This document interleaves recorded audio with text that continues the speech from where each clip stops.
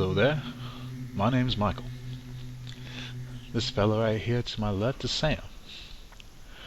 While we get situated here, let me tell you a little story. Down here in old Louisiana, me and Sam here were beat cops in a little swamp town outside Baton Rouge. We were partners. Ever since we got paired up in elementary school, we've been friends. Even did the little blood brothers ritual while we were acting dumb one night in our teens. We stayed friends all through school, joined up the force together, and have been partners since we've been given positions in the local police force. On a slow night, we'd sit in the car smoking and talking up a storm. Finish the night, toss a few back at the bar, argue over something stupid, and then laugh about it a moment later. Then go home to my wife. On a busy night, we'd find ourselves chasing down one DUI after another, arresting one thug and watching 5 more commit the same act of crime. Those nights, when the heat is high and the humidity is pressing up against you like a big cat, those nights we'd go to the Bayou and watch the water and sky, sharing something hotter than beer and smoking something hotter than a cigarette. Those were the nights where we were glad we had each other's backs and thankful for being brothers in arms. Now, you seem like you're from around these parts. Did you hear of Dr. Anton Beauregard? How could you not? All right, let me inform you. Doc Anton was a surgeon at the Medical Center of Louisiana in New Orleans. A French surgeon of pretty good renown. Damn good surgeon. Helped out during the earthquake in Haiti even. They said he wasn't right ever since he came back from there though. Now, he lost a patient a few weeks ago. A little girl. Couldn't have been more than 10. Poor thing. Had been infected with a particular aggressive flesh-eating bacteria. It wasn't his fault that her parents were idiots and didn't bring her in until it was too late. They say she looked like a skeleton dipped in grime when they had carried her in. That grime being what was left of her skin. When he lost her, though, he didn't just lose a patient. He lost his damn mind. He quit the practice saying something about modern medicine's limits.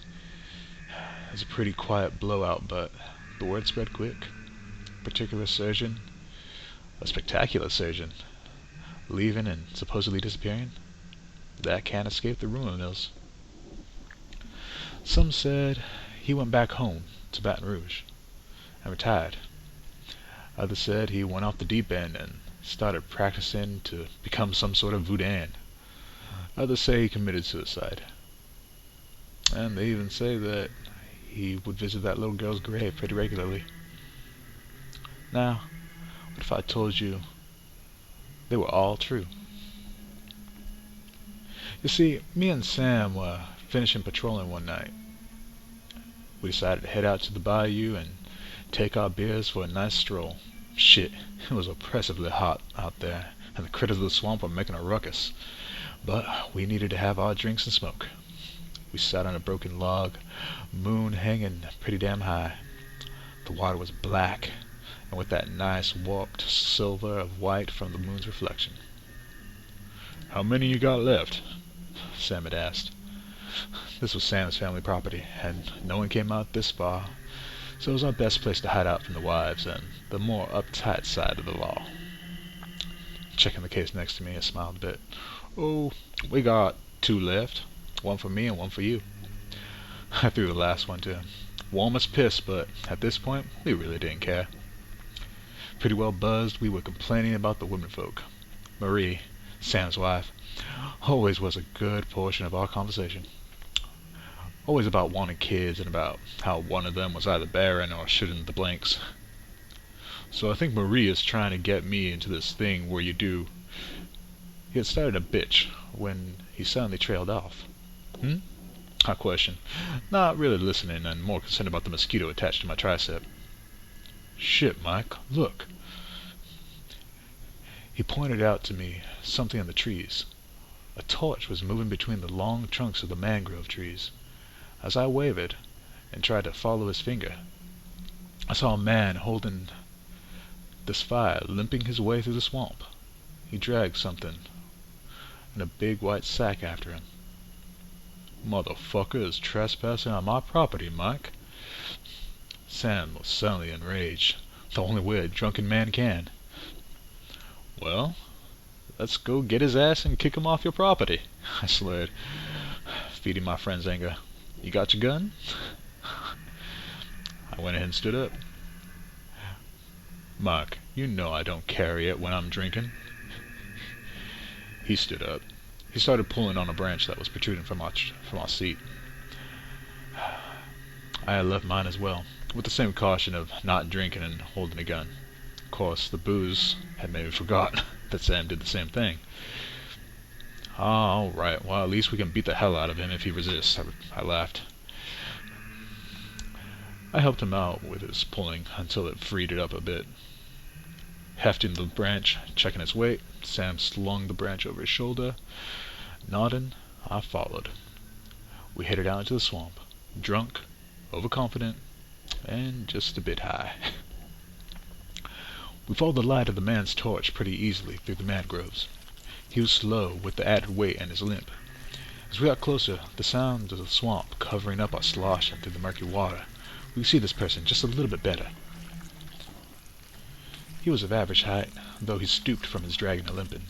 His head bobbed along top of the black fedora, a single feather popping out, and it seemed somewhat out of place.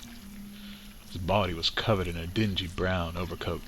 At least we thought it was, until, upon closer attention, we realized that it was something more akin to a lab coat.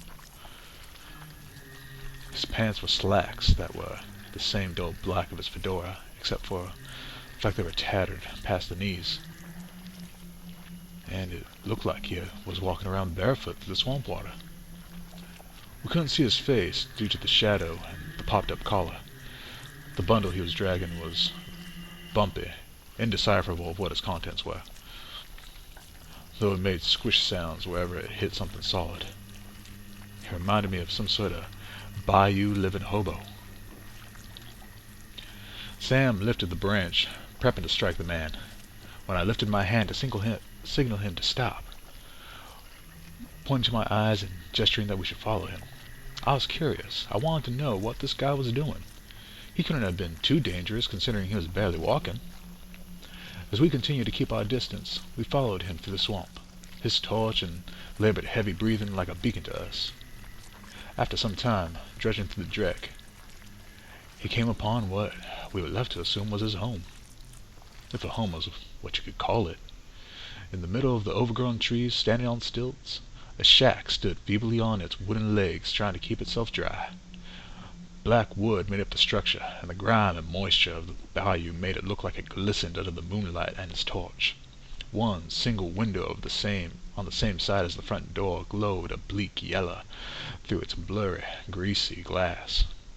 A slimy tumor sticking out of the middle of the nature of the swamp, and its owner was slowly ascending the ladder, dragging his bag up. As we watched him open the door and slide himself in, we decided to move closer.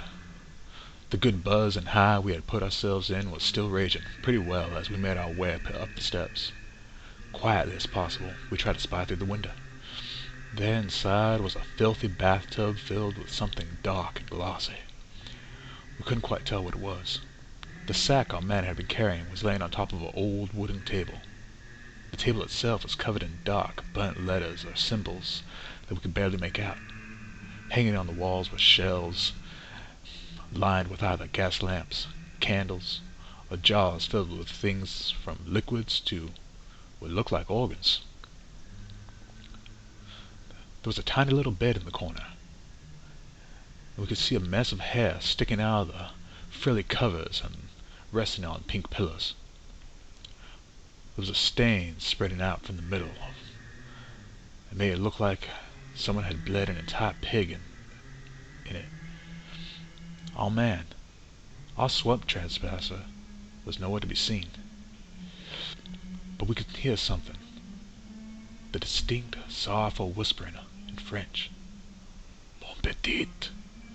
Oh, mon petit. I gestured to Sam to hand me the branch and open the door. I would bash anything that came out at us. As he went to open the door, I got into position, hefting it and thrusting and trusting him. I nodded him to open it. But just then, I heard a crack, a splash, and a gush of pain running through my back and my stomach, and then nothing. I was staring up at the mangrove lattice work over the night sky, covering out the pale moon. Sam was suddenly blocking my view, looking at me with all this pain filled in his eyes. You're bleeding. God, you're bleeding. I tried to talk, but I couldn't even move my lips. I could barely breathe. I looked down, and best as I could, I was able to move my head. I saw a huge piece of sharp, broken wood jutting out through my gut.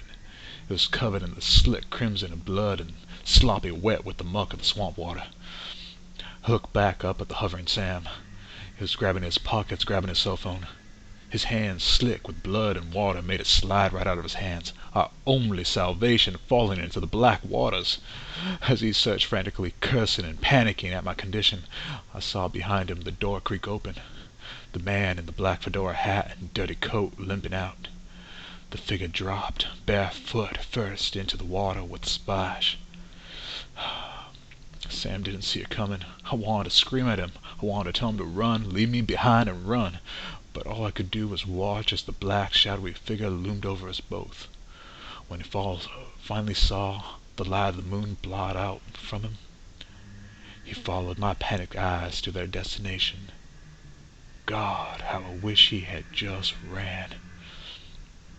Just as Sam turned his head, the man blew a white powder right in his face.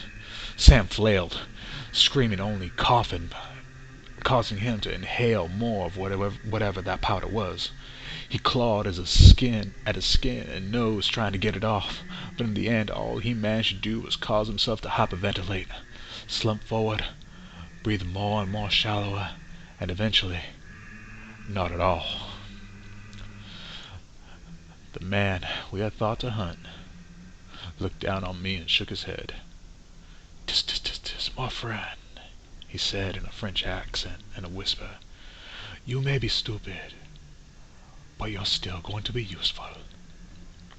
As I stared up at him, wide-eyed and full of impotent rage, my entire body paralyzed from what I had only surmounted was a broken back, he lifted one ugly, black, grime-covered foot and placed it over my face, covering my nose and my mouth. Even if I could scream, I wouldn't be able to. I was slowly being suffocated by the stinking appendage. The last thing before I blacked out was thinking how badly I had failed my friend. In the blackness of unconsciousness, I don't know how long it had been, I heard that bastard's voice again. "Bel enfant, vous serez es bon santé. Vous serez en bonne santé." As I shifted in consciousness, I tried to move. I couldn't even feel my body. Panic crept into my mind as a claustrophobia began to set in. I couldn't feel my arms, legs, fingers. I could barely even breathe. As I opened my eyes slowly, I was greeted with the light of the candles and gas lamps. I was inside the shack. I tried to move my head, but I found that I could only move my eyes. I tried to scream and call out for Sam, but all I could do was a panicked muffle. I tried to calm down and take a look. My head was just above the rim of the filthy bathtub, facing the inside of the shack. A bizarre scene was in front of me. On the floor were dozens of skulls, decorated with symbols, feathers, coins, and bottles of what looked like brown liquor. Carved into the floor and walls were bizarre symbols and words I didn't know, but couldn't help but feel I had recognized them. I think I saw them on the table. Small statues of saints lined shelves almost touching the ceiling. Mixed in with all this mysticism, were various tools and equipment that were unmistakably medical. Blood and various other dried grime stained the scalpels and surgeon saws, odd-looking pumps and gas tanks lined against each other. Various old used masks were yellowed with filth. I could hear the loud rhythmic tsk of an oxygen machine coming from the bed. I followed the noise to that fairly pink bed. There was the bastard, hovering over it. Just as my eyes got to him, he turned around. "Mon ami, you're awake." His voice was a raspy whisper. "Now we can get to work." I took a good look at the thing before me. This thing that used to be a respected man in medicine. It was Dr. Anton, a tiny name tag on his coat lapel giving away who he was. But the man I saw in the papers was just a regular-looking guy. This thing was a nightmarish mixture of doctor and voodoo. The black fedora topped his head, slightly cocked to the side. A white feather was jutting from the band. Red and brown symbols were crudely drawn all over it, and it looked like some kid had played finger paint with blood and feces. I could see silvery white hair underneath, his face pale. The skin decorated with black face paint, shaped into a skull, except the rictus grin was a frown. The coat he was wearing was once a medical lab coat, except the typical white was now stained with the reprehensible browns and disgusting reds, much like the colorings of his fedora. Sickening green and black rimmed the bottom of his coat from mucking through the swamp. His pants were torn, tattered, and he wore no boots, so his feet were straight black and muddy, like he had walked through tar and sewers. His skin was pulled taut over his face, really accentuating the skull. The brown eyes burned with a feverish madness. The light of the candles reflecting in them, making it appear as if they were glowing. He limped forward. God, I wanted to scream, but I just couldn't. Panic rising in me again. Where was Sam? What was this freak gonna do to us? Tss, no need to be scared. Your friend is fine. I am so lucky you two showed up, actually. Now I have what I lacked. For my Purdue beat filet. He walked forward, slowly, still. I could hear the click hiss of the oxygen growing louder. You see, I figured out what modern medicine could not create without help. But the Loa, they gave me the power I needed. Now, I can cure the world. Baron Samedi, Papalegba. He reached down and picked up a bottle of brown liquid.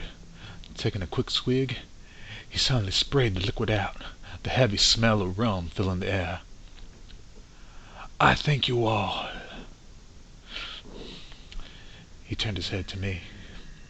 You see, my hero, all she needed was the right spells, the right prayers, and the right organs. He began to unbutton his coat slowly, and I gave all I could. Tout ce que je pouvais. He opened his coat wide. If I had anything or any way to, I would have vomited. The abomination to God in front of me made every nauseous urge in me take control. I began to dry heave spastically into my closed mouth. His flesh stopped just above his skinny chest muscles. Those things were made of pale skin and bone. Right at the middle way point, that skin was gone. The flesh was gone. His rib cage exposed. Several bones missing. Beyond that, it was like looking at some sort of front cross-section of a human being. The heart beat, the blood vessels undulated, clamps and tube ties blocked off the vessels that weren't there anymore. A piece of his intestines were gone, replaced with some tubing directly to a sac that was his stomach. The lungs, gone. A bloody and dirty oxygen pump working with what looked like plastic lining to substitute his missing organ. Everything was covered in some sort of jelly that made it look like slime was oozing off of it. His body gave off the stench of rot and chemical, like a hospital waste bag. All the while, the same symbols and words were etched into his All the while, the same symbols and words were etched in crudely into his skin, his muscles, his visible bones. I closed my eyes. I didn't want to see it. My mind was starting to wear thin. I heard his voice in the darkness. Now, you two came along, just as I was bringing the last bit of my belle filet from her grave.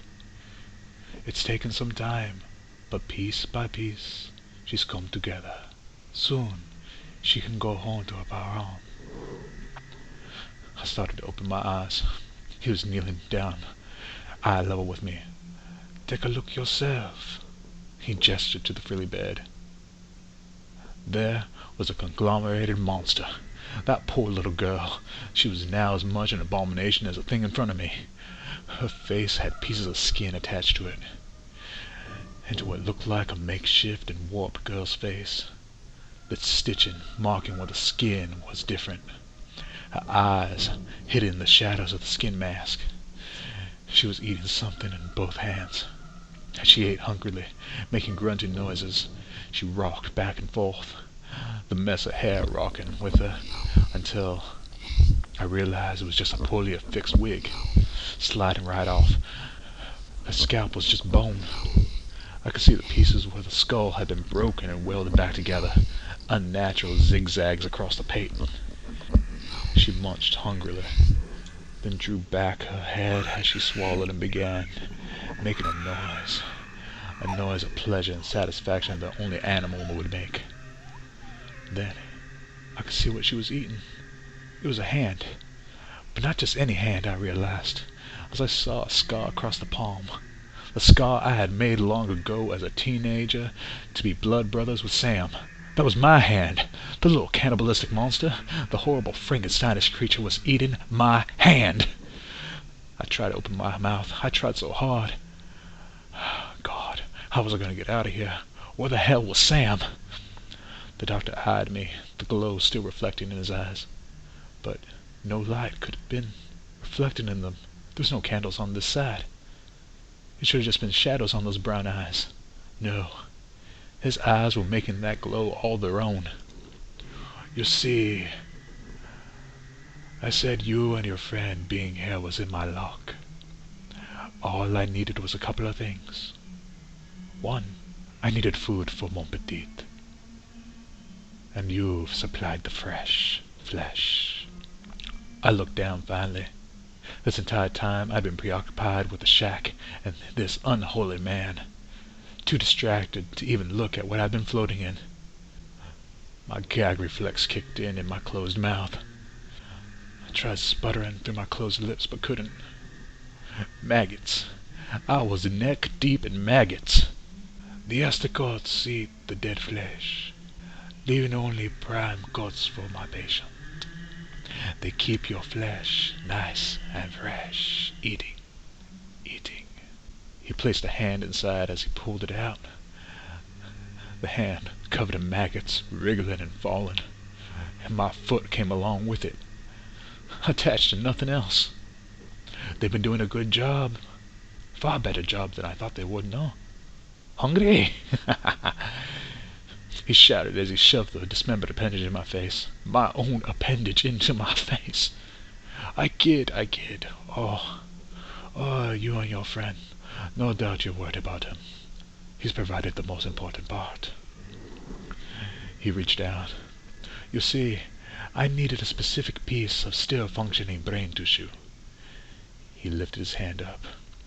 He was holding up Sam by the neck, his face still white with the powder, though it was dried and had stained his skin. I could see he was shirtless, his entire body covered in the markings, the same kind that the doctor had covered himself in.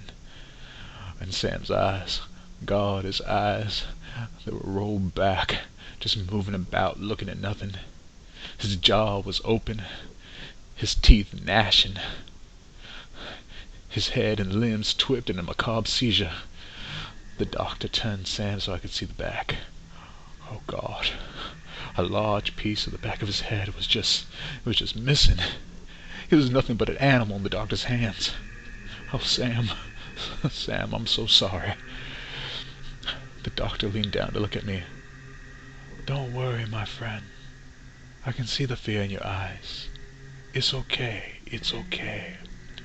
You two will be fine. I will make sure that you and your frère d'armes are never without each other. My gift to you. At that point, the doctor, this mad doctor of medical and occult blurring, of abomination and malign salvation, started to laugh as he grabbed my hair and pulled me up, until I heard a sickening crunch sound, the maggot sliding off my neck, falling into the sea of the wriggling brothers. Maggot sliding off my severed neck. I tried to scream, I tried to make a noise, but nothing came out as my jaw dropped and hung limply. He thrust both me and Sam, body and head, onto the disgusting arcane table in the middle, who loomed over us, this mad cross of surgeon and voodoo priest. Don't worry, I can raise Papa Geddy before he get to you, he screamed in his raspy voice as I began to lose consciousness, as I slowly slipped into the sleep of death. I heard him cackling, I can outwit Papa Geddy. I am Papa Geddy. All the while, the sound of the little girl eating, the backdrop, my descent from life, from humanity. Oh, and now here we are. When I woke up again, with new eyes into the world, I found I was never going to be without Sam, and Sam will always have me watching his back forever. You see, it's like a double entendre. The good doctor, Dr. Geddy, as I'm bound to start calling him, he was kind enough to make sure that Sam and me survived. What Sam lacked was brain power. What I was lacking was a body. So he attached my head to the back of Sam's. I'm sure there's some sort of Hogan magic keeping us alive, but quite frankly, I don't care. All I care about is that we were set free. As we walked through the swamp, lost, we caught on you, walking down through the bayou. Boy, why would you walk through the bayou? Don't you know that there's terrible things that walk around in the night? It's just our luck, and your bad misfortune. Oh, you see, Sam's been quite hungry, and I'm sorry, Sam. I've just been sitting here yapping while you've been holding this fella down, keeping him from screaming. I'm sorry, Sam. Go on, old buddy. Eat your fill. I'll just sit back here and watch the stars through the mangrove trees.